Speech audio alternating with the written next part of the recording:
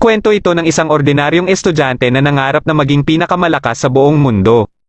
Gusto niyang magkaroon ng kakayahan na kahit anong malalakas na armas ay makakaya niyang pigilan. Kahit araw-araw siyang nagsasanay para lumakas ay alam niyang hindi pa rin ito sapat para makamit niya ang ninanais niyang kakayahan. Isang gabi katapos niyang magsanay ay tumakbo siya papunta sa kalsada at sa kasamaang palad ay nabundol siya ng sasakyan. Kaagad siyang namatay ngunit isinilang siya muli sa ibang mundo, dala-dala pa rin ang kanyang alaala. Matapos makita ang isang batang babae na magiging ate niya ay napagtanto niya kaagad na napunta siya sa mundo kung saan gumagamit ang mga tao ng mahika. Kaya naisip niya din kaagad na isa itong perpektong mundo para sa pangarap niyang maging pinakamalakas.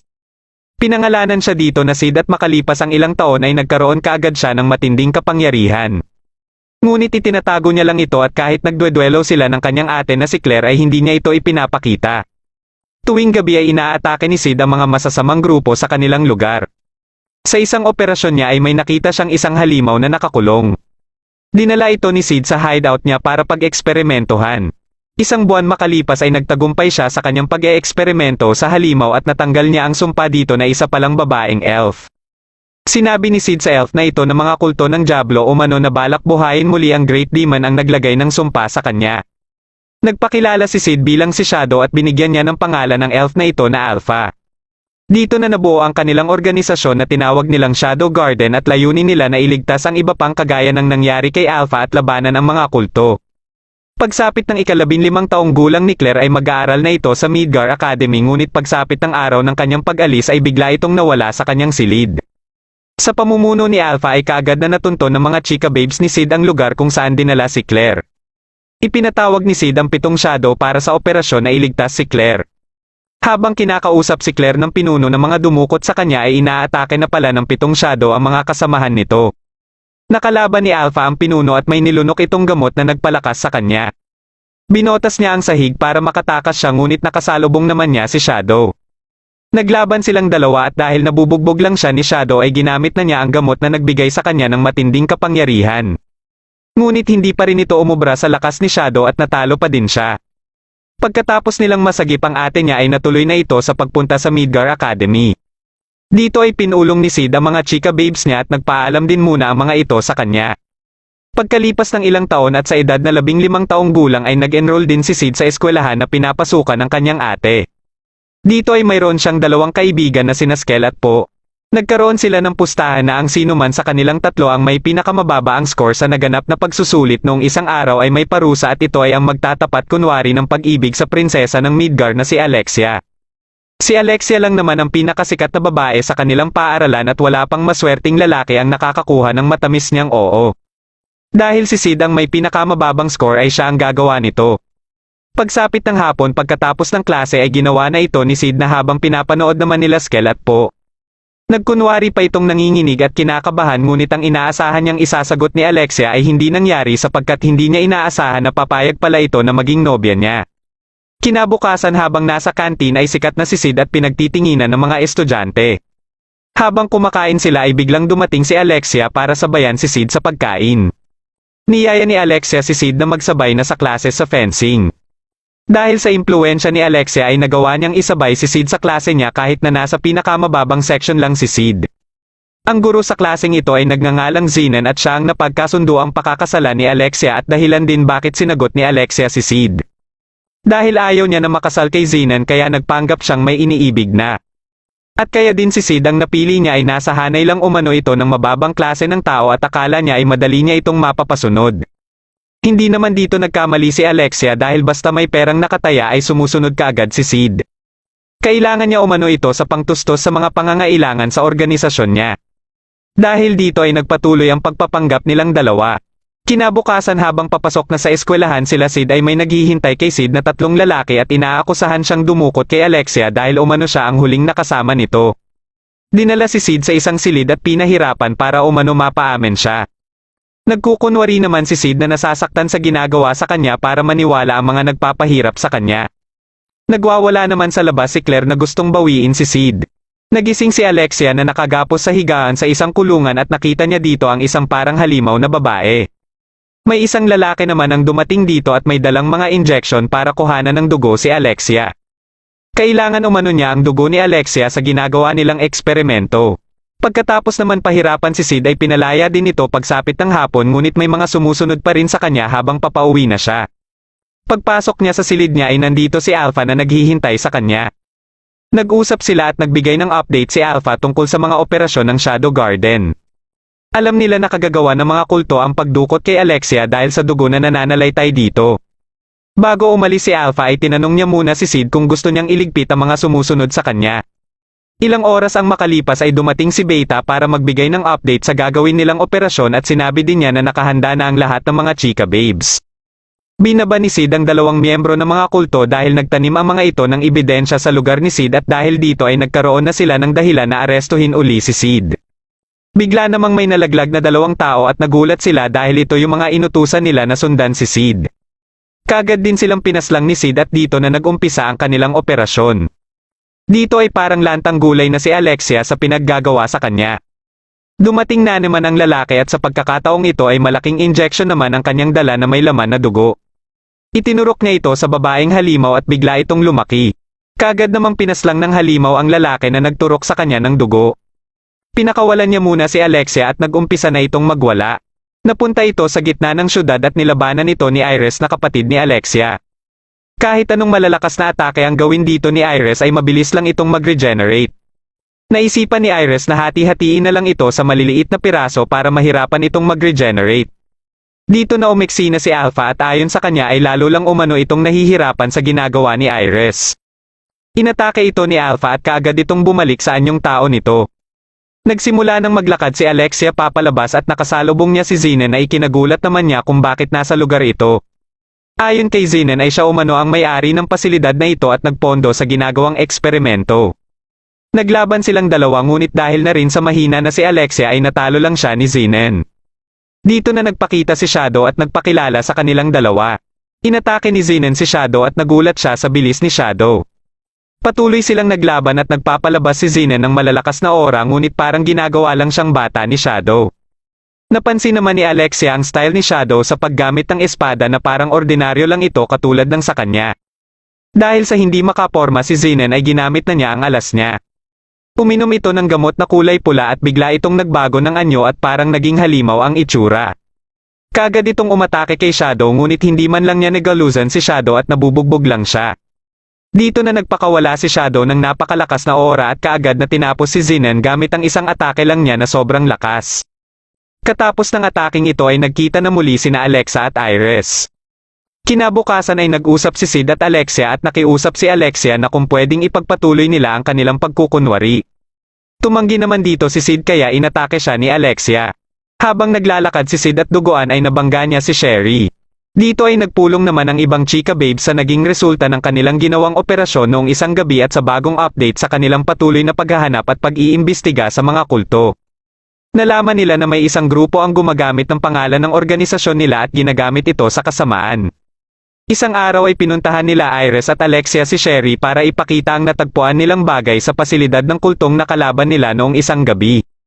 Naniniwala sila na kayang alamin ni Sherry ang mas malalalim pang impormasyon tungkol sa bagay na ito dahil kilala si Sherry sa galing sa mga ganitong bagay. Nagkayaya naman sila Sid at kanyang mga kaibigan na puntahan ang bagong pausbong na tindahan.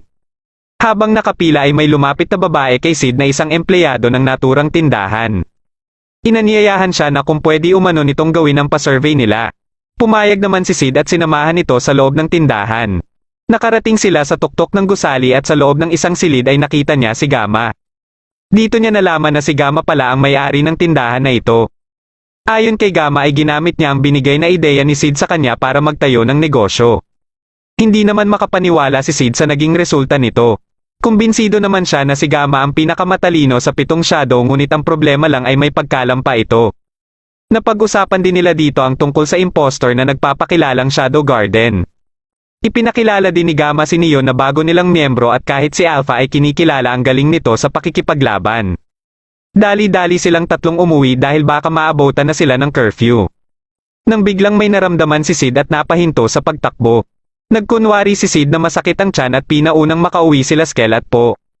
Alam niyang nakikipaglaban malapit sa lugar si Alexia sa mga impostor. Nang makorner nila si Alexia ay dito na tumulong si Shadow at kaagad na napatay ang isa sa kanila. Mabilis namang tumakas ang dalawa pang iba ngunit naabutan pa rin sila ni Shadow. Nagpakita dito si Neo at nakiusap kay Shadow na siya na umano ang bahala sa mga ito. Kaagad na inatake ng kalaban si Neo ngunit naunahan pa din ito ni Neo. Habang nasa aklatan ay iniisip ni Sid kung sino ang bibigyan niya ng chocolate. At nagdesisyon na lang siya na ang unang babae na makakasalubong niya ang siyang bibigyan niya nito. Nang paalis na siya ay saktong paparating naman si Sherry. Dahil dito ay kay Sherry niya ito ibinigay at natatandaan naman siya ni Sherry. Habang naglalakad si Sid papasok ng eskwelahan ay sinusundan siya ni Neo at kaagad niya naman itong naramdaman.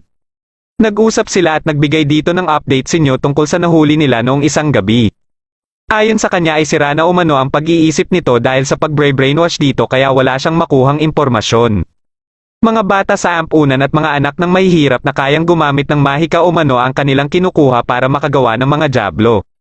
Kaya ginagamit din nila ang pangalan ng Shadow Garden ay para mapilitan umanong lumantad ang totoong mga miyembro ng Shadow Garden. Marami pang impormasyon ang binigay ni Neo ngunit ang nasa isipan ni Sid ay ang magaganap na duelo. Napilitang sumali si Sid sa duelo dahil na rin sa pagpupumilit nila Skel at Po at sa naiisip niyang gawin. Nakalaban niya dito si Rose na Student Council President. Nagkukunwari siya na palaging tamaan ng espada at paulit-ulit din siyang tumatayo. Nang gagamitin na ni Rose ng malakas na mahika ang sunod niyang atake ay inawat na ito ng referee at kaagad na tinanghal na panalo si Rose. Habang naglalakad si Sid ay tinawag siya ni Sherry at nag-usap silang dalawa. May ibinigay si Sherry sa kanya na isang supot ng cookies bilang pasasalamat umano at gusto niya din sanang makipagkaibigan kay Sid. Dahil walang nakikitang problema dito si Sid ay pumayag siya kaagad. Sumali na sa usapan nila ang kinikilalang ama ni Sherry at nakilala ito kaagad ni Sid. Dito na niya napagtanto na si Sherry Barnett ang babaeng kaharap niya at kilala ding tao. Isang araw habang nasa silid ng klase ay pumasok si Rose at ang isang babae para sa magaganap na eleksyon. Habang nagpapaliwanag ang kasama ni Rose ay may biglang naramdaman si Sid na hindi normal sa paligid. Biglang nagdatingan ang mga lalaki na nagpakilalang Shadow Garden. Susubukan sanang makipaglaban ni Rose ngunit hindi niya magamit ang mahika niya dahil sa ginawa ng mga impostor sa buong eskwelahan. Biglang inatake ng isang lalaki si Rose at kaagad naman siyang itinulak ni Sid dahilan para si Sid ang matamaan ng espada. Dahil dito ay isa na namang chika babes ang napahanga sa kabayanihan niya. Nagpanggap muna siyang patay na at dinala na sa auditorium lahat ng mga estudyante. Nang wala ng ibang tao ay bumangon na siya at pinagaling ang sugat niya. Habang pinag-aaralan ni Sherry ang artifact ay bigla naman siyang sinugod ng kalaban na si Rex. Kaagad namang pumasok ang bantay ni Sherry na si Glenn kasama si Marco at tinulungan siyang makatakas dahil alam nilang ang artifact ang pakay nila kay Sherry. Iniisa-isa naman ni Sid na patayin ang mga kalaban na nakikita niya. Habang naglalakad si Sherry para puntahan ang silid kung saan nakalagay ang libro na may impormasyon tungkol sa mahika na nilagay sa buong eskwelahan ay pasekreto siyang tinutulungan ni Sid para hindi siya madakip ng mga kalaban. Nang mahuhulog na siya sa hagdan ay nasalo naman siya ni Sid at sinamahan na siya nito. Ayon kay Sherry na ang artifact umano na ginamit sa eskwelahan nila ay ang tinatawag na Eye of Avarice. Kaya niya umano mapahinto ito sa pamamagitan ng artifact din na kasalukuyan niyang pinag-aaralan. Plano ni Sherry na makapunta sa auditorium sa pamamagitan ng basement tunnel dahil may kutob siyang nasa auditorium ang Eye of Avarice dahil dito tinipon ang mga estudyante. Pag mapa-activate niya umano ang artifact na hawak niya at malapit sa Eye of Avarice ay mapapahinto umano ito. Ngunit naiwan niya naman ang mga kakailanganin niya sa silid niya. Kaya nagpresenta na si Sid na siya na lang ang kukuha dito. Habang hinahanap ulit ni Rex si Sherry kasama ang apat na alalay ay inatake naman sila ni Sid hanggang si Rex na lang ang matira. Kahit ginagamit na ni Rex ang pinakamatindi niyang mahika ay binubugbog lang siya ni Sid hanggang sa napunta siya sa silid na puno ng mga patay niyang kasamahan na tinipon ni Sid. Nagulat siya sa nakita niya at kaagad din siyang tinapos ni Sid. Nakita ni Neo na nakahandusay sila Glenn at Marco na personal din niyang kakilala at biglang dumating dito si Sid. Nagbigay ng report si Neo na nakapasok na umano ng eskwelahan ng mga chika babes at naghihintay na lang ng utos ni Sid. Habang ang grupo naman umano ni Iris ay nasa labas din ng eskwelahan. Nagpatulong naman si Sid kay Neo sa paghahanap ng mga pinapakuha ni Sherry at kaagad ding bumalik kay Sherry nang makumpleto ito. Hindi pa rin makagawa ng aksyon ng grupo nila Iris dahil sa mahika na nakapalibot sa buong eskwelahan. Habang si Neo naman ay nasa loob na ng auditorium para magpanggap na bihag at tagabigay ng hudyat sa grupo ni Gamma na nasa itaas naman. Sinubukan na ni Sherry na paganahin ang artifact at nagtagumpay siya dito. Kaagad naman siyang nagtungo sa basement tunnel para makapunta na sa auditorium. Habang ang leader naman ng mga nagpapanggap na Shadow Garden ay nagtataka sa tagal ni Rex bumalik. Nagulat silang lahat nang nakarinig sila ng putok ng baril. Isa-isa na palang binabaril ng mga kalaban ang ibang estudyante. Pagkadating ni Sherry sa auditorium ay kaagad niyang ginamit ang artifact at nawala na din ang mahika na nakapalibot sa eskwelahan. Nang maramdaman ito ni Rose ay kaagad siyang sumugod sa kalaban at sinabihan ang mga estudyante na sugurin din ang ibang kalaban. Dali-daling sumugod ang mga estudyante at nag-utos na ang leader ng mga kalaban na patayin na ang mga estudyante. Pasimple naman itong kinuha ang artifact na hinagis ni Sherry. Bigla namang dumating si Shadow at ibang miyembro ng Shadow Garden. Habang nilalabanan ng Shadow Garden ang mga kalaban ay nakita itong pagkakataon ni Rose para sabihan ang mga estudyante na lumabas na ng auditorium. Nagbabakasakali naman si Sherry na makita dito ang ama-amahan niya ngunit may napansin siyang gas na tumatagas at biglang nagliyab ang loob ng gusali. Habang si Gamma at ibang miyembro ay patingin-tingin lang sa taas at napansin din nila na nasusunog na rin ang ibang gusali ng eskwelahan. Kagagawan pala ito ng leader ng kalaban at katapos ay umalis din siya. Nakapasok na ang grupo nila Iris para tulungan ang mga estudyante at nang makita niya si Rose ay nalaman niya dito ang buong pangyayari at may dalawa na umanong grupo na nagpakilalang Shadow Garden ang naglalaban nang makatakas sila. Katapos iligpit ng Shadow Garden ang mga kalaban ay nakuha na din ng grupo ni Gamma ang ibang pakay nila sa eskwelahan at hinihintay na lang nila na iligpit ni Shadow ang leader ng kalaban. Isa-isa namang kinuha ng leader ng kalaban ang mga libro sa isang silid at sinunog ito. Dito na nagpakita si Sid sa kanya at alam ni Sid na siya ang assistant principal ng eskwelahan at ama-amahan ni Sherry na si Lutheran Barnett. Dito na ikwento ni Lutheran ang kanyang nakaraan pati na rin kung paano niya nakilala ang ina ni Sherry na magaling din na mananaliksik. Nang makita niya umano ang matagal niyang hinahanap na artifact na Eye of Avarice ay plano naman ng ina ni Sherry na ibigay sa gobyerno ang pangangalaga nito dahil daw sa mapanganib umano ito. Hindi niya ito nagustuhan kaya niligpit na lang niya ang ina ni Sherry at hanggang sa kasalukuyan ay hindi pa rin ito alam ni Sherry. Naglaban silang dalawa at kunwaring nagpatalo kaagad si Sid. Ngunit nagpakita naman si Shadow at dito na ginamit ni Lutheran ang Eye of Avarice sa kanyang katawan. Binigyan siya nito ng napakalakas na kapangyarihan ngunit kahit anong gawin niyang atake kay Shadow ay hindi niya ito matamaan. Ginamit niya ang pinakamalakas niyang atake ngunit siya lang din ang nasugatan. Muli siyang umatake kay Shadow at sinabi niya din kay Shadow na naayos na niya umano ang mga dapat niyang gawin para isisi lahat kay Shadow ang lahat na nangyari para kilalanin si Shadow na traidor ng buong mundo. Sumagot naman si Shadow na wala siyang pakialam kung gawin niya ito dahil ni minsan ay hindi nila tinahak ang daan para maging mabuti o masama at ang tinatahak lang nila ay ang sarili nilang daan. Isa-isang tinusok ni Shadow ang mga braso at paa ni Lutheran at ginawa niya dito kung ano din ang ginawa niya sa ina ni Sherry. Umalis kaagad si Shadow ngunit andun din pala si Sherry na nakita ang lahat. Mas pinili na lang ni Shadow na hindi ipaalam kay Sherry ang katotohanan. Habang paalis na si Sid sa eskwelahan dahil sa maagang bakasyon na ibinigay sa kanila dahil sa pagkasira ng buong eskwelahan ay sinalubong naman siya ni Sherry para magpaalam ito sa kanya. Nagpasalamat ito sa mga tulong ni Sid at nagpasya na din siya na mag-aaral na lang sa Laogos. Dagdag na ni Sherry na wala na din naman umano siyang dahilan para manatili dito. Dahil sa maagang bakasyon ay umuwi sa kanya-kanya nilang tahanan ng ibang estudyante. Dahil wala naman umano gagawin si Sid sa kanila kaya tinaguan na lang niya ang kanyang ate para hindi siya isama pauwi. Nakatanggap siya ng sulat mula kay Alpha para sa susunod nilang misyon at ito ay sa Sacred Land.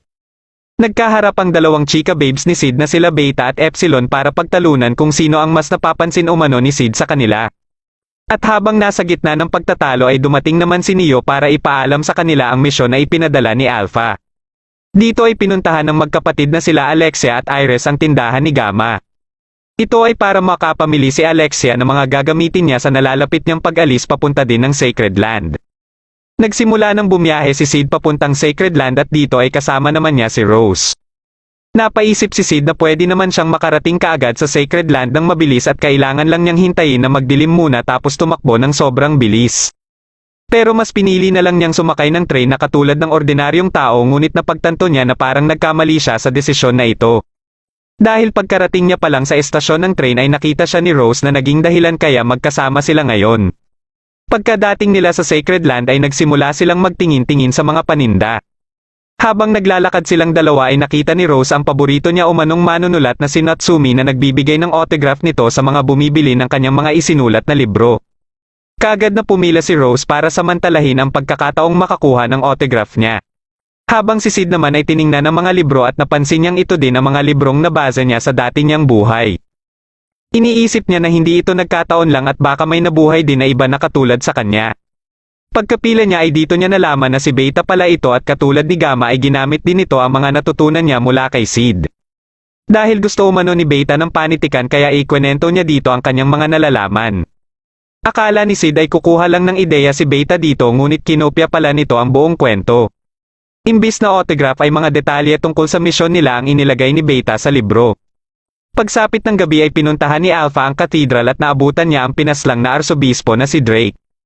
Dumating naman ang ibang kasamahan ng arsobispo at nakita nilang papaalis na si Alpha kaya siya ang napagbintangan sa nangyari at kaagad na inutos na ipasara ang buong katedral para mapigilang makalabas si Alpha. Habang pinagmamasdan ni Sid ang lugar ay may napansin siyang tumatakbo. Pagkababa nito ay napansin niyang papalapit si Sid kaya umatake ito at nasanggalang ito ng ginamit na kutsara ni Sid sa kinain niyang ice cream. Bigla namang may umatake dito mula sa taas at kaagad itong namatay. Ito pala ay si Epsilon at ipinaalam nito kay Sid ang estado ng misyon at tungkol sa pagkapaslang sa arsobispo at sa salarin nito. Kinabukasan ay nagpasyang maligo si Sid ngunit nandito din pala si Alexia na gulat nang makita siya. Habang pa-relax lang si Sid ay hindi na nakatiis si Alexia at kinausap niya si Sid. Napatanong naman si Sid kung ano ang pinunta ni Alexia sa Sacred Land. Sumagot si Alexia na isa umano siyang special guest para sa Goddess Trial. Hindi naman alam ni Sid kung ano itong Goddess Trial kaya ipinaliwanag ito ni Alexia. Ayon kay Alexia ay ginaganap ang Goddess Trial isang beses sa isang taon kapag magbukas na ang pinto ng santuario para sa isang ritual na labanan. Nagigising umano ang mga sinaunang mandirigma mula sa santuario at nilalabanan ng mga ito ang sinumang humahamon sa kanila. Nabanggit din ni Alexia ang tungkol sa pagkapaslang sa arsobispo at isa sana sa pakay niya dito ay i-audit ang arsobispo na ito. Sinabihan naman ni Sid si Alexia na ihinto na umano nito ang pagtitig sa kanyang Excalibur. Para naman kay Alexia ay mas kahawig pa umano nito ang isang bulate. Sumagot naman si Sid na wag husgahan kaagad ang libro batay sa panlabas lamang na anyo nito sabay tumayo si Sid sa harap ni Alexia na ikinagulat ni Alexia. Lumabas na ng paliguan si Sid at naiwan si Alexia dito. Dumating na ang araw para sa pagdaraos ng Goddess Trial at dito ay katabi ni Alexia si Rose at Beta na mas kilala ng karamihan bilang si Natsumi. Habang nagsasalita ang tumatayong arsobispo na si Nelson ay naalala ni Alexia ang pagtanggi nito na magsagawa siya ng audit sa yumaong arsobispo. Nang pinagsisigawan ang pangalan ni Natsumi ay nabaling naman ang atensyon ni Alexia kay Natsumi. Habang si Natsumi naman ay napatingin din kay Alexia at iniisip na mas karapat dapat umano siya sa mga oras na nakapiling ni Alexia si Sid o Shadow. Sa inis ni Alexia ay inapakan nito ang paa ni Natsumi habang si Rosa naman ay pangiti-ngiti lang habang pinagmamasdan si Sid. Inumpisahan na ang labanan hanggang sa tinawag ang pangalan ni Sid na ikinagulat nila Alexia at Natsumi. Habang si Sid naman ay iniisip na ang mga pwede niyang pagpilian. Una ay lumaban siya bilang si Sid pero baka umano may lumabas na malakas na sinaunang mandirigma at isipin ng mga manonood na meron siyang malakas na kapangyarihan. Pangalawa ay tumakas na lang ngunit nabanggit na umano ang pinanggalingan niyang eskwelahan at baka tanggalin lang siya sa eskwelahan kung ito ang gawin niya. At ang pangatlo ay ang sa tingin niya mas makakabuti sa kanya. Ito ay lumaban bilang si Shadow at ang kalaban niya ay si Aurora na kilala sa tawag na Witch of Calamity. Dahil hindi ito kilala ni na Alexia at Rosa ay si Beta na mismo ang nagkwento sa kanila kung gaano ito kalakas. Nakiusap naman si Beta kay Nelson na sabihin pa ang mga nalalaman nito tungkol kay Aurora. Ayon kay Nelson ay ito umano ang pinakamakapangyarihang mangkukulam sa kasaysayan at malas lang ni Shadow na ito ang makakalaban niya dahil wala umano itong magagawa kay Aurora. Hindi naman sumang-ayon si Alexia sa sinabi ni Nelson dahil kung ito man ang lumabas bilang kalaban ni Shadow ay siguradong kalibel na din ni Shadow ang lakas ni Aurora. Unang umatake si Aurora ngunit lahat ng mga atake nito ay naiiwasan lang ni Shadow. Patuloy lang ang pag-atake ni Aurora hanggang sa umatake na din si Shadow at kaagad niyang natalo si Aurora sa isang atake lang niya. Kaagad ding umalis si Shadow matapos maglaho si Aurora. Unti-unting nabiyak ang barrier at pagkabasag nito ay may biglang nabuo na parang pinto patungo sa ibang dimensyon. Napuno din ng pulang kulay ang malaking parte ng syudad. Kahit nasa labas na si Shadow na naganyong si Sid na ay sinusundan naman siya ng pinto na katulad din ng nagpakita sa arena. Napagtanto niya kaagad na hindi siya titigilan nito kahit saan siya magpunta. Kaya nang maisip niya ang nakalaban niyang si Aurora ay pinasok niya na lang ito. Hindi naman makapaniwala si Nelson na magpapakita kaagad ang pinto sa santuario sa kalagitnaan ng Goddess Trial matapos lang lumaban si Shadow. Dahil magbubukas na ang pintong ito ay ipinaalam kaagad ni Nelson na pagbawalan ng mga tao na lumapit dito at palabasin na lang ng arena. Dumating naman sila Alpha, Delta at Epsilon at sinabihan sila Alexia na wag munang gumawa ng kahit anong aksyon hanggat magsara ang pinto.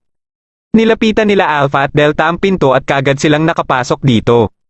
Kukunin na sana ni Epsilon si Nelson para pasamahin sa loob ng santuaryo ngunit inatake naman siya ng Executioner Venom. Mabilis lang itong natalo ni Epsilon at puwersahang dinala papasok ng santuaryo si Nelson. Pagkapasok nila Beta ay sumunod naman sila Alexia at Rose. Ayon umano sa alamat ay dito isinilang isang kamay ng Diablo matapos itong matalo ng hero na si Olivier. Pero mas interesado sila Alpha at ang Shadow Garden sa mga malalaman nila dito tungkol sa mga kulto at Diablo. Nang makita nila ang estatwa ng hero na si Olivier ay nalaman nila Rose ang katotohanan na isa pala itong babae na taliwas sa ipinapakitang estatwa sa publiko at isa din itong elf na katulad kay Alpha at sa ibang miyembro ng Shadow Garden. Habang si Sid naman ay napunta kay Aurora na nakaupo at nakagapos. Pinakawalan nito ni Sid at nagpasya silang magtulungan palabas sa santuaryo. Ayon kay Aurora ay isa umanong kulungan ng mga alaala ang santuaryo mula sa sinaunang labanan. Kung masisira umano nila ang magical core nito ay makakilaya na siya dito. Hindi din nila magamit dito ang kanilang mga mahika. Pagkalabas nila at habang naglalakad-lakad ay nakita nila dito ang batang Aurora na umiiyak. Nilapitan nilang dalawa ito at dahil naiinis si Aurora sa pag-iyak nito ay sinampal niya ito. Nang mabuksan naman ni Alpha ang isang pintuan ay napunta naman sila sa mga alaala ni Olivier.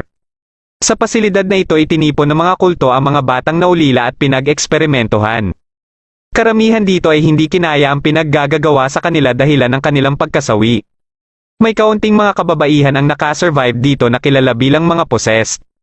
Isa si Olivier sa iilang bata na compatible sa Diablo cells na itinurok sa kanila ng mga kulto. Nang magkaroon na si Olivier ng kapangyarihan ng Diablo ay binigyan siya ng misyon. Sa pagkakaalam ng lahat sa kasalukuyan ay ang misyon na ito ay para talunin ng demon pero ang totoo umano ay para makakuha pa si Olivier ng cells mula sa demon. Sinunod ito ni Olivier sa pag-aakalang patungo ito sa mapayapang pamumuhay ng mga tao. Ngunit kahit ilang parte na ang napuputol ni Olivier mula sa demon ay hindi pa rin ito namamatay. Gamit ang sinaunang artifacts ay napigilan nila ang isang kamay nito. Nang maputol nila ito ay pinag-aralan nila ang dugo na nanggagaling mula sa laman nito. Dito na nila nalika ang gamot na nagbibigay ng matinding kapangyarihan sa makakainom nito. Ngunit ang totoong ninanais ng mga kulto ay makalika ng gamot na bukod sa matinding kapangyarihan na mabibigay nito ay magagawa nitong hindi patandain ang katawan ng isang tao. Tinatawag ang gamot na ito na Beads of Diablo ngunit may dalawang dapat tandaan sa pag-inom ng gamot na ito. Una ay dapat mainom ito ng regular o isang beses sa isang taon para hindi mawala ang epekto nito. Ang ikalawa ay tanging 12 piraso lang ang nalilikhang gamot sa isang taon. Dito na napasok sa usapan ang mga matataas na opisyal ng organisasyon ng mga kulto na umano'y Knights of Rounds na binubuo ng 12 miyembro na isa ding miyembro ang arsobispong si Nelson. Ayon kay Alpha ay para umano maperpekto ang The Beads of Diablo ay iniisip na ng mga kulto na isa sa kinakailangan dito ang mga katulad nila Alpha na may nananalaytay na dugo mula kay Olivier. Magbabago na sana ng anyo ang arsobispo nang bigla siyang sinaksak mula sa likod ni Delta. Ngunit buhay pa pala ito at dito na sila naghiwa-hiwalay. Napunta sila Alpha sa lugar na puro puti lang ang paligid. Naiwan naman si Epsilon kasama ang ibang miyembro ng Shadow Garden. Kaagad na sinugod ni Delta si Nelson at naglaban silang dalawa. May napansin naman na kakaiba si Delta at pati na rin si Alpha. Ito pala ay habang papalapit sila sa sentro ng santuaryo ay nahihigop nito ang kanilang kapangyarihan. At si Nelson naman ay mas lumalakas habang papalapit siya sa sentro. Akala ni Nelson ay nasa kanya na ang kalamangan ngunit hindi niya alam na mas malakas pa pala sila Alpha at Delta sa kanyang inaasahan. Dito na rin ginamit ni Delta ang kanyang Iron Slab at ibinagsak sa mga clone ni Nelson. Naglibot-libot naman sila Epsilon sa pasilidad at nakakita sila ng parang zombie. Habang papalapit ito sa kanila ay nilapitan din ito ni Epsilon. Nang magkasalubong na sila ay naging parang kaluluwa ito ng isang bata at bigla ding naglaho. Nakarating sila sa pinaglalagyan ng mga datos sa ginawang eksperimento ng mga kulto at nakita nila dito ang mga impormasyon na makakatulong sa kanila sa pag-iimbestiga nila tungkol sa mga kulto at mga Diablo. Napunta naman sila Sid sa lugar kung saan naganap ang sinaunang labanan. Sa malawak na hukay ay nakita na naman nila dito ang batang Aurora. Hiniram ni Aurora ang espada ni Sid at nang susubukan na nitong atikihin ang batang Aurora ay bigla naman siyang inatake ng mga namatay dito sa labanan at buti na lang ay nasagip siya ni Sid. Isa-isang nagsitayuan ang mga bangkay na nakabulagta kanina at papalapit ang mga ito sa kanila. Nilabanan nila ang mga ito at napatumba nila ang karamihan dito. Inatake ni Sid ang batang Aurora gamit ang kanyang espada at nalipat na sila sa sentro ng santuaryo. Nakita nila dito ang espada na siyang tanging makakasira sa mga kadena na nakaharang sa pinto. Nang sinubukan ni Sid na bunutin ang espada ay nakita ni Aurora ang nakasulat na tanging descendants lang umano na may-ari ng espada ang makakabunot nito. Patuloy na nilabanan ni Delta ang ibang clone ni Nelson hanggang sa mabalik sila sa pinagtatayuan ng estatwa ni Olivier. Napalabas ni Nelson si Olivier at dumating naman sila Epsilon para ipaalam kay Alpha na natapos na umano sila sa kanilang pag-iimbestiga. Kaagad din silang umalis at naiwan sila Nelson at Olivier. Nakatanggap naman si Nelson ng impormasyon na may nakapasok sa sentro ng santuaryo. Habang nag-uusap sila Sid at Aurora ay dumating naman si Nelson kasama si Olivier. Napansin kaagad ni Sid na kahawig nila Alpha ang kasamang babae ni Nelson. Inutusan ni Nelson si Olivier na patayin si Sid at dito na sila naglaban. Sa bilis ni Olivier ay maraming beses nitong natamaan si Sid ng kanyang mga atake. Ngunit naiinis naman si Nelson dahil buhay pa rin si Sid. Pinigilan ni Aurora na ipagpatuloy pa ni Sid ang pakikipaglaban kay Olivier. Gagawa na lang umano siya ng paraan para makalabas ng santuaryo si Sid. Ayon naman kay Nelson ay kung makikipagtulungan si Aurora sa kanya ay hahayaan niyang mabuhay si Sid. Pumapayag na sana siya sa gusto ni Nelson ngunit sumali naman sa usapan si Sid. Ayon kay Sid ay parang naiinsulto umano siya sa pinag-uusapan ng dalawa dahil pinagmumuka umano ng mga ito na hindi niya kayang talunin si Olivier. Dahil sa inis ni Nelson ay pinaatake niya si Olivier at kaagad namang nasaksak si Sid nito. Dito na napangiti si Sid at ibinuka ang isa niyang mata. Hinawakan ni Sid si Olivier at kinagat ito katapos ay kaagad na naglaho. Nang nilalapitan na ni Sid si Nelson ay pinalabas ni Nelson ang mas marami pang clone ni Olivier. Sabay-sabay na sumugod ang iba dito at ibinuka na naman ni Sid ang isa niyang mata katapos ay mabilis na natalo ang mga sumugod sa kanya. Gulat na gulat si Nelson nang makita niya ang sandata ni Sid at nagagawa nitong gumamit ng mahika. Ayon kay Sid ay kailangan lang niyang gawing mas solid ang kanyang mahika para hindi ito madaling mahigop ng santuaryo. Pinaatake ni Nelson ang iba pang clone ni Olivier at dito na nagpalabas ng matinding kapangyarihan si Sid. Habang sila Alpha at ibang chika babes ni Sid ay nanonood lang sa labas. Kahit ang dalawang chika babes na prinsesa ni Sid ay gulat na gulat sa matinding kapangyarihan na ito. Nakita ni Sid ang putol na braso ng demon na nakagapos at mukha din ni Aurora at nagising na lang siya nakatabi ito. Nang hahawakan na ni Aurora si Sid ay unti-unti nang naglalaho ang kamay nito. Bago pa maglaho ng tuluyan si Aurora ay nagpasalamat ito sa mga alaala na nakasama niya si Sid. Habang naglalakad pabalik sila Alexia ay marami ang pumapasok sa kanyang isipan tungkol sa mga nangyayari katulad sa Shadow Garden at sa mga kulto. Gusto niyang mangalap pa ng impormasyon sa mga nangyayaring ito at sa nagaganap na labanan. Inalok niya sila Rose at Beta na makipagtulungan sa kanya sa balak niyang gawin at sumang-ayon naman ang dalawa sa kanya. Nagbigay naman ng report si Epsilon kay Alpha tungkol sa tuluyang pagkawasak ng santuaryo at sa Holy Sword at wala din silang ma-recover na sample mula sa magical core nito. Napag-usapan din nila ang misyon ni Beta na pakikisalamuha sa mga prinsesa. Dagdag pa ni Epsilon na tama din ang teorya nila na may iba pang pangalan si Aurora at ito ay The Demon Diablo. Pinapaghanda ni Alpha sila Epsilon para sa susunod nilang misyon at ito ay sa Royal Capital ng Midgar. Dito ay nakausap ni Gamma ang isang ahente na nagbebenta ng lupa sa Madlid. Habang hinihikayat siya nito na bilhin na ang lupa ay pumasok naman si Neo at ipinaalam kay Gamma na kumpirmado umano na may petroleum sa lugar.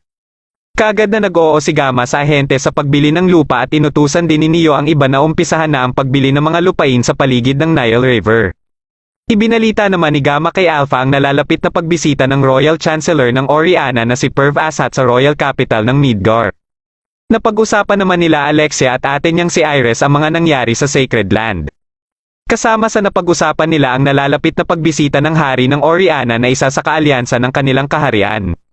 Nabanggit din ni Iris ang magaganap na Bushion Festival na plano niyang salihan at gusto niyang manalo dito.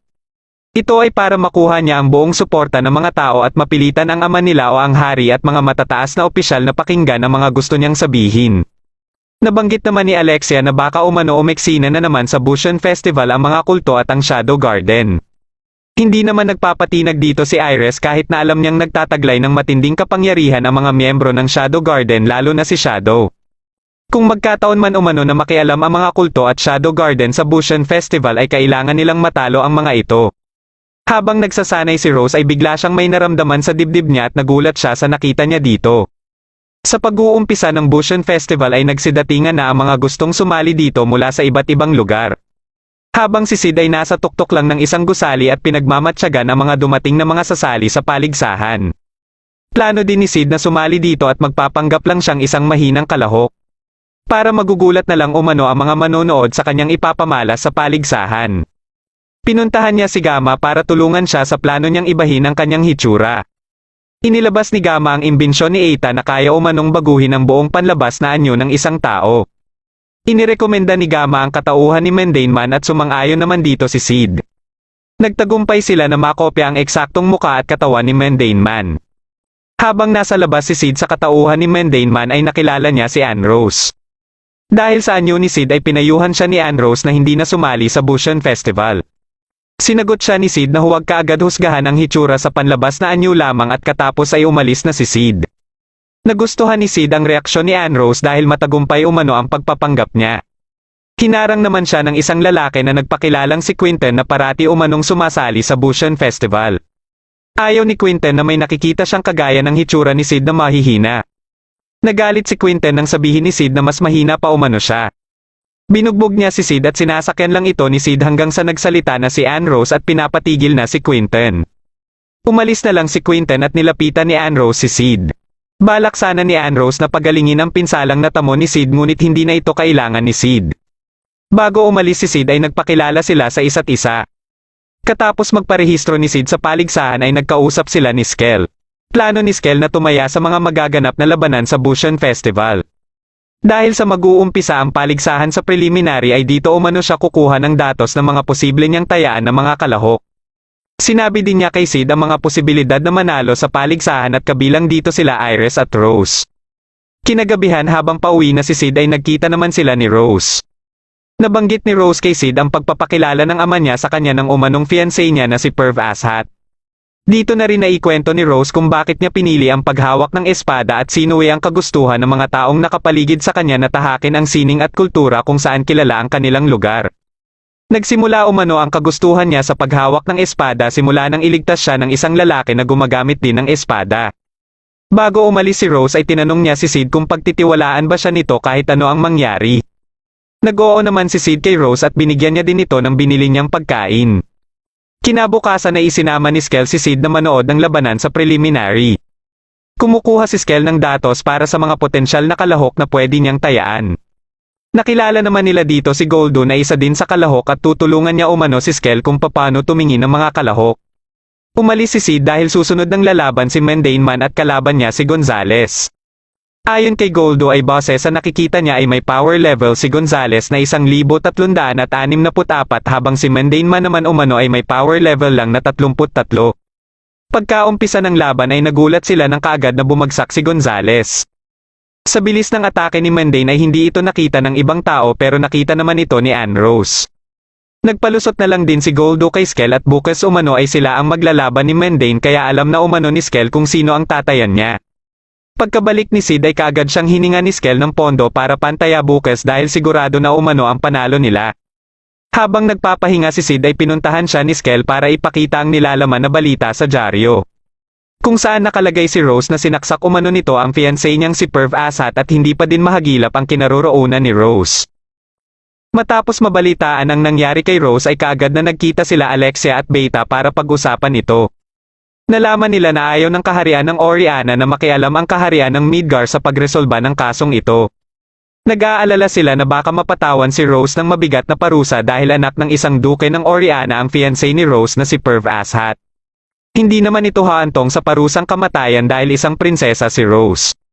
Gusto ni Alexia na makita at makausap muna si Rose para marinig ang panig nito bago pa ito madakip ng Oriana. Ayon kay Beta ay mangangalap umano siya ng mga impormasyon at may mga naririnig din siya na hindi maganda tungkol sa fiancé ni Rose kaya titingnan din niya ito. Habang si Alexia naman ay susubukan kausapin si Iris para humingi ng payo. Pagkaalis ni Alexia ay inutusan ni Beta ang isang miyembro ng Shadow Garden na bigyan ng impormasyon si Alexia tungkol kay Perv Ashat at sa Oriana Royal Family. Para umano mas maraming isipin si Alexia at hindi kaagad makakilos. Ayon dito ay kasalukuyang nasa underground tunnel si Rose at dahil sa mga komplikadong mga daanan dito ay maganda itong pagtaguan. Nanood naman sila Sid at Skel ng paligsahan at nang bumaba si Sid ay nakasalubong niya ang isang babae at sinabihan siya nito na may naamoy umano itong elf sa kanya. Ayon sa babae ay hinahanap niya ang anak ng kapatid niya at baka may kilala si Sid na elf na kamukha niya. Nang tinanggal ng babae ang hood niya ay naisip kaagad ni Sid si Alpha. Sinabi ni Sid na wala siya kilala na kamukha nito at bigla namang inatake nito si Sid at nagpanggap naman si Sid na nabigla at natakot. Akala ng babae ay malakas si Sid ngunit nagkamali umano siya at itinayo si Sid. Tinanong niya ang pangalan ni Sid at nagpakilala naman siya na si Beatrix. Habang nanonood si Anne Rose ng paligsahan ay nilapitan siya ni Quinton at napag-usapan nila ang laban ni Mendane Man noong isang araw. Nasali din sa usapan nila ang makakalaban ni Mendane sa araw na ito na si Goldie. Ayon kay Anne Rose na kaya nabansagan si Goldie na unbeaten legend dahil umaatas kaagad ito kapag alam nitong mas malakas sa kanya ang kanyang makakalaban. Alam ito ni Anne Rose dahil 3 beses na sana sila nagkaharap sa paligsahan ngunit palagi itong umaatres bago pa ang kanilang laban. May matinding pandama umano si Goldie sa kakayahan ng isang kalahok kaya siguro hindi ito umatras kay Mendane Man. Pagkaumpisa ng laban ay kaagad na umatake si Goldie ngunit nakaiwas si Mendane. Nakita ni Goldie ang posibleng mangyari sa kanya kaya kaagad siyang umatras.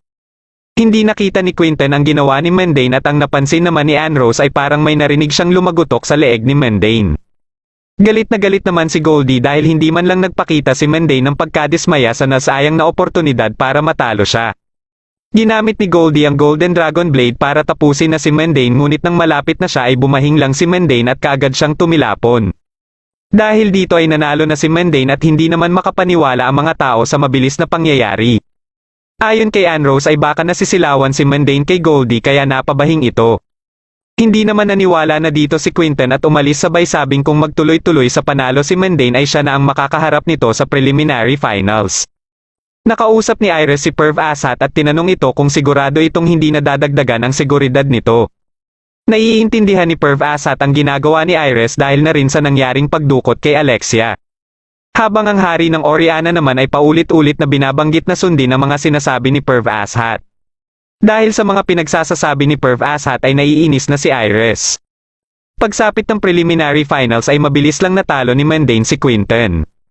Dahil dito ay pasok na si Mendane sa main tournament at makakalaban niya sa unang round si Anne Rose. Nalilito naman ang mga manonood kung tatayaan ba nila o hindi si Mendane. Habang si Rose naman ay nakita na ng mga naghahanap sa kanya at napilitan siyang kalabanin ang mga ito. Bagamat natamaan niya ito ng kanyang espada ay sinigurado niya na hindi matamaan ang vitals nito. Kagad din siyang tumakbo dahil sa paparating na iba pang humahabol sa kanya. Habang nag-iisip si Sid sa paparating na paligsahan ay binisita siya ni Skel para ipakita ang pabuya sa makakadakip o makakapagturo sa kinaroroonan ni Rose. Gusto ni Skel na gawin nila ito ni Sid para makuha nila ang pabuya. Nang makita ni Sid si Claire na papasok ng bahay ay kaagad siyang nagbihis at hinila si Skel palabas para umpisahan ang operasyon nila sa paghahanap kay Rose. Hindi alam ni Skel na pampalipas oras lang ito ni Sid habang mainit pa ang ulo ng kanyang ate. Nakarinig siya dito ng piano at naalala niya ang nakaraan niyang buhay bilang isang magaling din na pianista. Habang pinapakinggan ito ay napagtanto niya na ito pala ang paborito niyang Moonlight Sonata. Nagtaka naman kaagad siya kung bakit may nakakaalam ng Moonlight Sonata sa mundong ito kaya naisip niya din na baka katulad sa kanya ang taong nagpapatugtog nito. Pagkapasok niya sa gusali ay si Epsilon lang pala ito na tumulad din kay Gamma at Beta. Katapos tumugtog ni Epsilon ay nag-usap sila at nabanggit nito na nakatanggap na siya ng parangal mula sa royal family dahil sa pagtugtog niya. Naimbitahan din umano siya ng kaharian ng Oriana at tamang-tama lang umano ito para magawa niya ng sabay ang kanyang pagtugtog at tungkulin bilang miyembro ng Shadow Garden. Dito na natanong ni Sid kay Epsilon kung may alam ito tungkol sa kinaroroonan ni Rose. Dahil si Beta ang nakatalaga dito ay walang masyadong impormasyon si Epsilon at tanging alam lang niya ay nasa underground tunnel ito nagtatago. Umalis na dito si Sid para ipagpatuloy na lang ang paghahanap. Nagkita naman sila Beta at Alexia para pag-usapan ang estado ng kanilang paghahanap kay Rose. Nabanggit ni Alexia ang sinabi ni Iris tungkol sa napansin nito na kakaiba sa hari ng Oriana nang makaharap ito ng kanyang ate. Napatanong naman si Beta kung saan papunta ang hagdan na tinatahak nila. Ayon kay Alexia ay papunta ito sa underground tunnel at susubukan nila na hanapin dito si Rose. Habang si Rose naman ay nanghihina na dahil sa pakikipaglaban sa mga gustong dumakip sa kanya.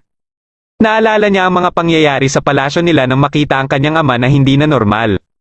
Nalaman niya kaagad na kagagawan ito ni Perv at kasabwat nito ang ibang opisyal sa kaharian. Sa galit niya ay kaagad niyang inatake si Perv at dito na siya nahulog sa mga plano ng mga ito sa kanya. Alam niya na miyembro si Perv ng kulto at kasalukuyan na ding nakakalat sa kaharian ng Oriana ang iba pang mga miyembro nito. Dahil sa mga nadadamay na mga inosenteng kawal ng kanilang kaharian na kanyang mga nakakalaban ay napapaisip na siya na sumuko na lang. Naalala niya si Sid at ang sinabi nito sa kanya na nagtitiwala ito sa kanya. Biglang sumakit ang kanyang dibdib dahil sa sumpa sa kanyang katawan. Nang marinig niya ang Moonlight Sonata ay napatayo siya at nagpatuloy sa paglalakad. Sa di kalayuan ay nagulat siya nang makita si Shadow na siya palang nagpapatugtog ng piano. Habang pumapalakpak siya sa ganda ng tugtog ay tinanong siya ni Shadow kung ano ang plano niyang gawin. Sumagot si Rose na gusto niyang protektahan ang mga mahal niya sa buhay ngunit wala siyang magawa sa kanyang kalagayan ngayon. Nagpa siya si Shadow na bigyan ng kapangyarihan si Rose at dito na din nawala ang curse sa katawan ni Rose. Biglang nawala si Shadow at may nagsulputan dito na umatake kay Rose kaya nasubukan kaagad ang binigay na kapangyarihan ni Shadow kay Rose. Naramdaman nila Alexia ang matinding kapangyarihan kaya nagmadali sila na puntahan ang kinaroroonan nito. Dito na nila nakita si Rose at kaagad siyang nilapitan ni Alexia. Gusto ni Alexia na malaman ang totoong dahilan sa ginawa ni Rose kay Perv ngunit ayaw itong sabihin ni Rose dahil ayaw niyang madamay sila Alexia. Dahil dito ay nagalit si Alexia at inatake si Rose kaya naglaban silang dalawa. Ilang segundo lang makalipas ay nakita ni Beta na buhat-buhat na ni Rose si Alexia at walang malay. Iniwan ni Rose kay Beta si Alexia at bago pa siya makaalis ay sinabi ni Beta sa kanya na hindi siya nito pipigilan sa gusto niyang gawin at hihilingin na lang na magtagumpay siya. Matapos na mga sinabi ni Beta ay kaagad na umalis si Rose. Pagkabalik naman ni Sid sa kanyang tinutuluyan ay nandito pa pala si Claire na naghihintay sa kanya. Sa galit ni Claire ay sinakal siya nito at dito lang din niya napagtanto na mas lumalala pa pala ang galit ng ate niya habang tumatagal. Binigyan siya nito ng tiket para sa Busan Festival para umano panoorin ng ate niya dahil ito na pala ang magrerepresenta sa kanilang eskwelahan kapalit ni Rose. Binisita ni Alexia si Beta sa opisina nito ngunit umalis na pala ito at nagdahilan ito na magsasaliksik sa ibang bansa. Nag-iwan si Beta ng sobra na naglalaman ng mga impormasyon tungkol sa kaharian ng Oriana na magagamit ni Alexia. Sinimula na ang main tournament ng Busan Festival at hindi akalain ni Sid na VIP ticket pala ang binigay ni Claire. Nakita niya din dito si Iris at magkatabi pala sila ng upuan. Humingi si Iris ng tawad kay Sid dahil sa napagkamalan nito sa pagkawala ni Alexia na kagagawan ni Zinen. Napag-usapan nila si Alexia at naikwento naman ni Sid ang pinaggagawa ni Alexia sa kanya. Nabanggit ni Iris na may isa siyang gustong mapanood ngunit hindi ito kalahok sa Busan Festival. Ito ay ang Elf Swordmaster na tinatawag na War Goddess. Siya ay si Beatrix na kauna-unahang nanalo sa Busan Festival at posibleng nandito siya ngayon sa lugar. Biglang naalala ni Sid ang nakilala niyang si Beatrix na kamukha ni Alpha. Umalis siya saglit dahil papalapit na ang kanyang laban. Habang naglalakad ay nakaramdam siya ng matinding kapangyarihan. Ito pala ay si Beatrix at tinanong siya ulit nito kung may nakita siyang elf na kamukha nito. Ayon kay Beatrix na baka makita niya dito ang hinahanap niya dahil maraming dumalo sa paligsahan. Nilapitan ni Perv si Iris at pinag-uusapan nila ang nagaganap na laban nila Anne Rose at Mundane Man. Ayon kay Iris ay kahit mahinang tingnan si Mundane ay hindi pa rin siya sigurado na mananalo si Anne Rose dahil nakikita niya kay Mundane ang pagkakampante nito sa sarili. Naalala muli ni Anne Rose ang mga nagdaang laban ni Mundane at alam niyang hindi pa nito nilalabas ang totoong lakas nito. Pagkaumpisa ng laban ay kaagad na umatake si Anne Rose ngunit nasasangga at naiiwasan ito ni Mundane. Nang magsimula ng umatake si Mundane ay nagugulat na lang si Anne Rose sa bilis nito. Naghanda si Anne Rose para sa counter-attack sa susunod na atake ni Mundane. Pagka-atake ni Mundane ay hindi akalain ni Anne Rose na nagawang matansya ni Mundane ng tamang distansya para maiwasan ang kanyang counter-attack. Ito ang dahilan kaya napurohan si Anne Rose at nanalo si Mundane. Napahanga dito sila Iris at hindi din sila makapaniwala sa ipinamalas ni Mundane. Napansin din nila ang kakaibang estilo nito sa paghawak ng espada. Sunod naman nakakalabanin ni Mundane si Iris at nararamdaman ni Iris na may tinatago pa si Mundane ngunit hindi umano siya magpapatalo. Pagkaalis ni Iris ay umalis din si Perv at inutusan ng kanyang tauhan na alamin ang penanggalingan ni Mundane dahil may hinala siya na galing ito ng Underworld. Nilapitan ni Anne Rose si Mundane para batiin niya ito sa pagkapanalo nito sa kanilang laban. Inalok niya si Mundane na sumama sa Velgalta ngunit ayon kay Mundane ay hindi umano siya nababagay doon. Katapos matalo ni Iris ang kalaban nito ay nakita niya si Beatrix na kaagad ding umalis kaya hinabol niya ito. Nang maabutan niya ito sa plaza ay inalok siya nito ng pagkain.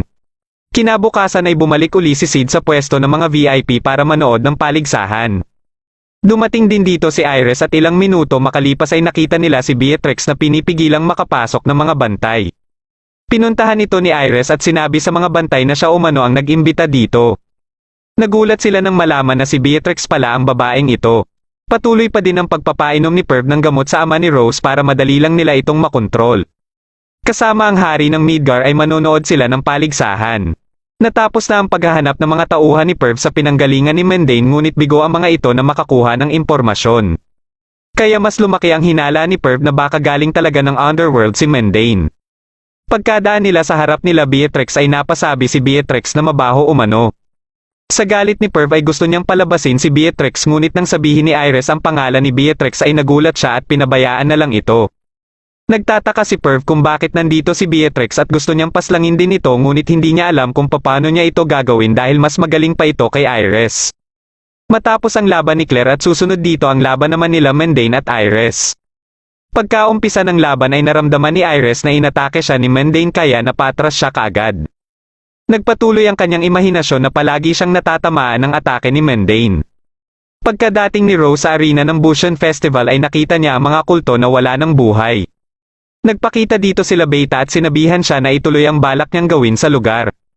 Napansin ni Iris na sa bawat kaunting galaw ni Mendane ng braso nito ay nararamdaman niya na inaatake siya. Nagsimula nang mapansin ng mga manonood ang kinikilos ni Iris at napapaisip na natatakot si Iris. Dito na inilabas ni Iris ang matindi niyang kapangyarihan at kaagad na sumugod kay Mendane. Nang malapit na siya kay Mendane ay napansin niya na hindi nito hawak ang espada nito na kanina niya pa inaakala na hawak-hawak ito ni Mendane. Naiwasan ni Mendane ang kanyang atake at nagawa din siya nitong mapabagsak. Matapos siyang tutukan ng espada ni Mendane at sa pagkasira na din ng kanyang espada kaya tinanghal na panalo si Mendane. Umalis kaagad ang hari ng Midgar at nababahala na si Perv sa nakita niya. Habang si Beatrix naman ay namamangha sa ginawang teknik ni Mendane at gusto niya din itong makalaban. Biglang nagpakita dito si Rose at hinarap sila Perv at kanyang ama. Humingi ng tawad si Rose sa kanyang ama dahil sa mga naging kasalanan niya. Biglang napasabi ang kanyang ama na pinapatawad na siya nito na ikinagulat ni Perv. Dito na umatake si Rose at kaagad na ginawang panangga ni Perv ang ama ni Rose dahilan para ito ang masaksak ni Rose. Matapos bawian ng buhay ang kanyang ama ay balak niya namang wakasan ang kanyang buhay. Kaagad na iniutos ni Perv sa kanyang mga tauhan na pigilan si Rose. Dito na umiksena si Mendane at pinaslang ang mga tauhan ni Perv. Naalala ni Rose ang lalaking sumagip sa kanya nung bata pa siya at naging inspirasyon niya para humawak ng espada. Kaya pagka-transform ni Mendane bilang shadow ay nasabi ni Rose na siya ang stylish bandit slayer. Dito ay naikwento ni Rose ang pagkikita nila ng sinasabi nitong stylish bandit slayer. Dahil sa ginagawa ni Shadow na labanan ng kasamaan ay namamangha dito si Rose habang siya umano ay mas pinili na magpakamatay para matapos na ang sakit na kanyang nararamdaman. Dito na sinabi ni Shadow kay Rose na hindi pa umano tapos ang kanyang laban at tiningnan ni Rose ang kanyang ama na nakahandusay. Napatakbo si Rose para tumakas at pinigilan naman ni Shadow si Perv. Nang tinatawag na ni Perv ang kanyang mga tauhan ay inubos na pala itong lahat nila Beta. Biglang inatake ni Beatrix si Shadow at sa lakas ng impact ng kanilang atake ay unti-unting nasisira ang gusali kaya kaagad ding umalis dito si Perv. Nagpatuloy ang kanilang laban sa taas ng isang gusali. Biglang nawala si Shadow at napunta ito sa likod ni Beatrix. Sa sobrang bilis ni Shadow ay nagugulat na lang si Beatrix. Dumating dito si Iris dala-dala ang Mithril Blade at pagtutulungan umano nila si Shadow. Ginamit ni Iris ang kapangyarihan ng Mithril Blade ng 2 beses kay Shadow ngunit parehas lang din itong naiwasan ni Shadow. Umatake naman si Beatrix at nagpatuloy ang kanilang laban. Nang makalayo si Rose ay nagkita naman sila ni Alpha. Pinapili ni Alpha si Rose kung lalaban ba ito ng mag-isa para isalba ang kaharian ng Oriana o makikipagtulungan siya sa Shadow Garden. Dahil nararamdaman ni Rose na matutulungan siya ng Shadow Garden para isalba ang Oriana kaya pinili niyang makipagtulungan dito. Patuloy pa din ang labanan nila Shadow at kahit saang parte ng syudad na sila nakakaabot. Dito ay sinabi ni Iris kay Beatrix na gagawin niya ang lahat para mapahinto si Shadow at gusto niya na kunin ni Beatrix ang pagkakataon na ito para atikihin si Shadow. Habang ginagawa nila ang plano na ito ay hindi pa rin ito umubra sa lakas at bilis ni Shadow dahilan para parehas silang mabugbog. Pagka tayo nila Iris at Beatrix ay nagpalabas si Shadow ng matinding kapangyarihan kaya natutulala na lang ang dalawa habang pinagmamasdan si Shadow. Biglang nagliwanag ang buong syudad at matapos ay bigla ding nawala si Shadow. Sa inis ni Iris sa kinalabasan ng laban ay humagulgol na lang ito sa iyak. Umalis na lang ng Midgar si Beatrix kahit hindi pa niya nahahanap ang pamangkin niya. Ayon kina Beta ay tagumpay ang gustong mangyari ni Shadow na maging abala ang Midgar sa paghahanap kay Shadow para hindi masali ang Midgar sa kaguluhan sa Oriana.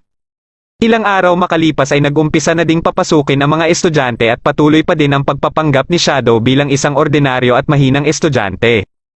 Dinala naman ni Alpha si Rose sa lugar nila Sid at dumiretso sila sa ancient capital Alexandria kung saan ang bose ng Shadow Garden. Sinabihan ni Alpha si Lambda na sanayin si Rose hanggang sa mapalabas ni Rose ang totoong kakayahan nito. Tinawag ni Lambda ang dalawang miyembro nila para ipaalam na mabibilang si Rose sa kupunan ng mga ito. At dyan na nagtatapos ang huling episode ng Season 1 ng The Eminence in Shadow. Kung nagustuhan mo ito ay huwag kakalimutan mag-like at mag-subscribe na din para malalaman mo kaagad kung may bago akong video.